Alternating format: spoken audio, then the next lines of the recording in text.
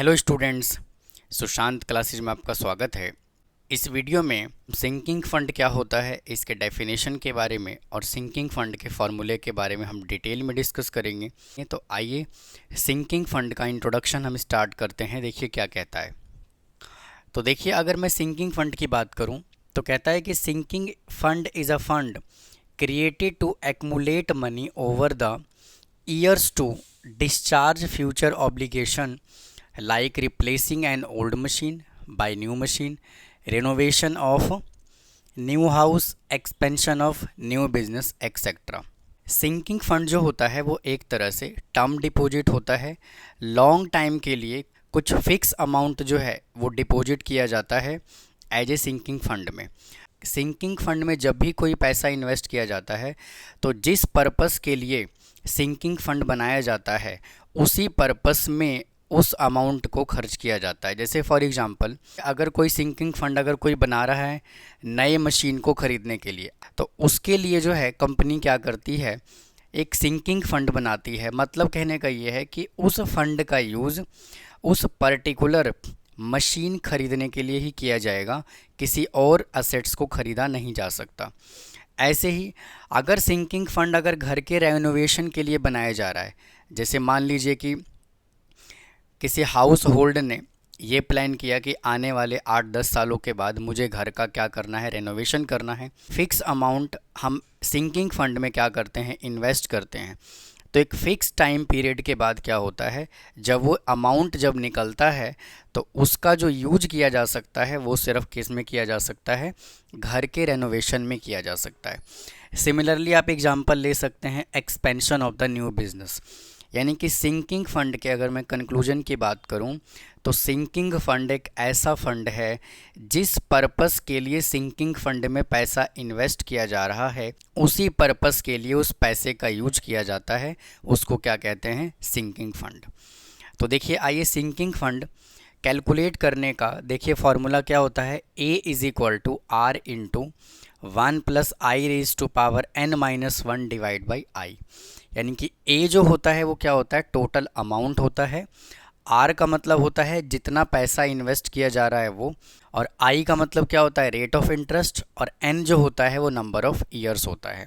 Sinking fund निकालने का एक तो देखिए ये फॉर्मूला है, और अगर आप टेबल की हेल्प से सिंकिंग फंड कैलकुलेट करना चाह रहे हैं तो उसका डायरेक्ट फार्मूला जो होता है वो ये होता है।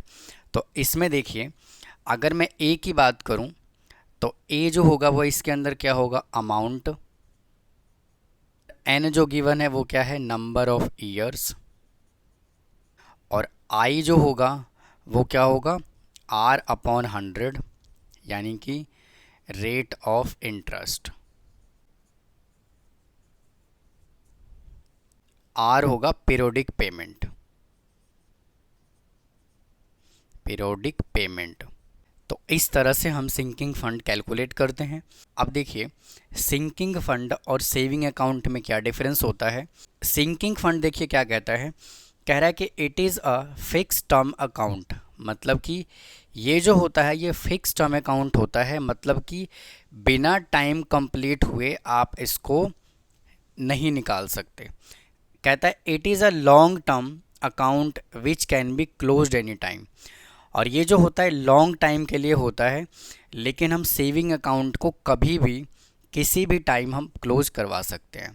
नेक्स्ट पॉइंट क्या कहता है सिंकिंग फंड में, it is step for particular upcoming expense.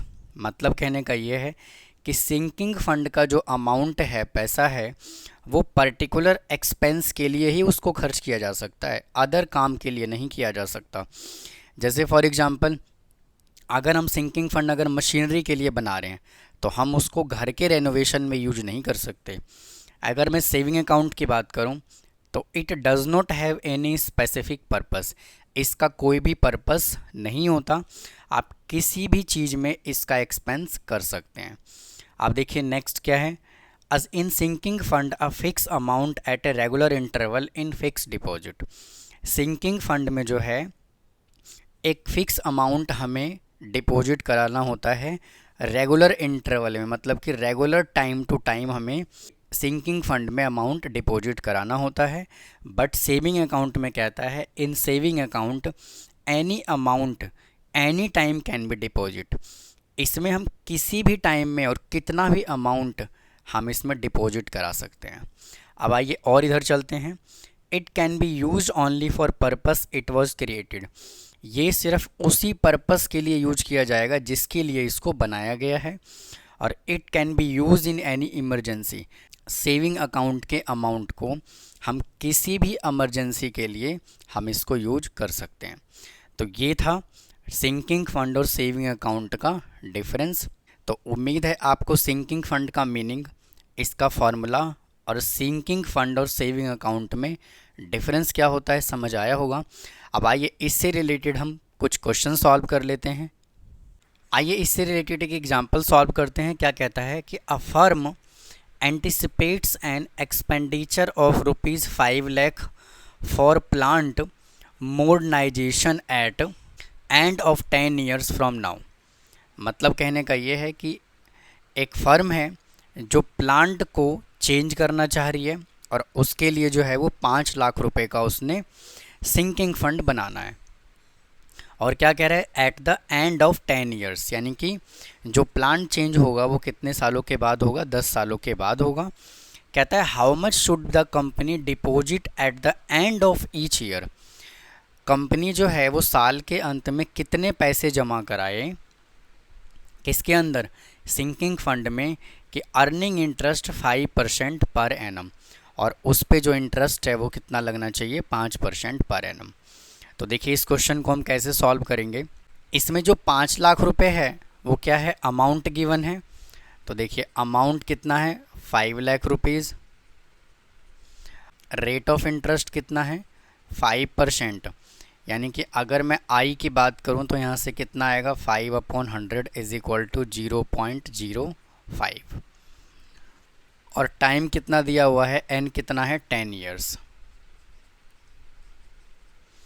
तो सिंकिंग फंड निकालने का फार्मूला देखिए क्या होता है, A is equal to are into 1 + I raise to power n-1 divided by I. ये होता है सिंकिंग फंड निकालने का फार्मूला। तो अमाउंट देखिए कितना गिवन है, 5 लाख रुपीज़, तो यहाँ पे हमने 5 लाख रुपए पुट कर दिया, इज इक्वल टू आर हमें देखिए कैलकुलेट करना है 1 प्लस, और आई कितना हमने निकाला 0.05, और टाइम कितना है 10 ईयर्स -1 डिवाइड बाई आई कितना है 0.05। इसको सॉल्व कर लेंगे तो इसको मैं देखिए इससे कर देता हूँ मल्टीप्लाई। तो यहाँ पे आ जाएगा 5 lakh into 0.05 is equal to are into, इसको ऐड कर लेंगे तो आ जाएगा 1.05 raise to power 10 -1।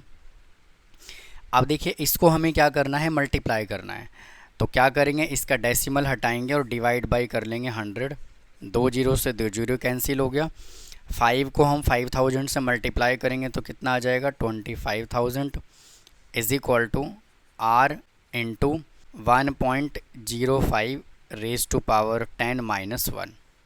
25,000 as it is equal to are into, अब देखिए 1.05 रेज टू पावर 10 जो है हम लॉग से कैलकुलेट करते हैं। इसका वैल्यू जो है आपको क्वेश्चन पेपर में यहाँ पर जो है वो लिखा हुआ मिलेगा।